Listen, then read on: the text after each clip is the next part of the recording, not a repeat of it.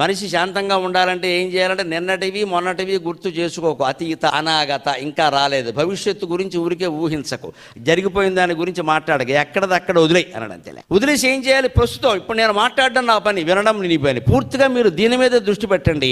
నేను మాట్లాడడం మీద దృష్టి పెడితే కార్యక్రమం విజయవంతం అయినట్టే, అనుమానం వెళ్ళలేదు. ఇంకా నేను మధ్య మధ్యలో మాట్లాడుతూ ఏదో ఆపేసేసి నా వ్యవహారాలేవో నేను ఎక్కడో గుర్తు చేసుకుంటూ అది నాకు సాధ్యం కాదని కూడా మాట్లాడలేదు. కానీ మీలో అందరూ అలా ఉంటారని ఏం లేదు కదండి. ఇక్కడ మాట్లాడుతూ కూడా మధ్యలో ఒకడు ఏం చేస్తూ ఉంటాడు, ఫోన్ కెలుగుతూ ఉంటాడు ఇక్కడ కూర్చుని ఇలా. ఇంకొకళ్ళు అయితే ఇంటి దగ్గర ఏమిటో వచ్చేటప్పుడు తలుపు తాళం వేయడం మర్చిపోయాం, ఏమైందో, ఉంటాయి పోయినవి పోతాయమ్మా గొడవ. ఇవే మనం జరగబోయేవి జరిగినవన్నీ ఇక్కడ అమృతప్రాయమైన ప్రసంగం అనుకునే మనం వచ్చాం కదా. మీ మనస్సును మీరు ఆలోచించుకోండి, ఎక్కడెక్కడో ఉంటుంది, అదే పోయింది. ఈ లోపు 4 మాటలు పోయాయి.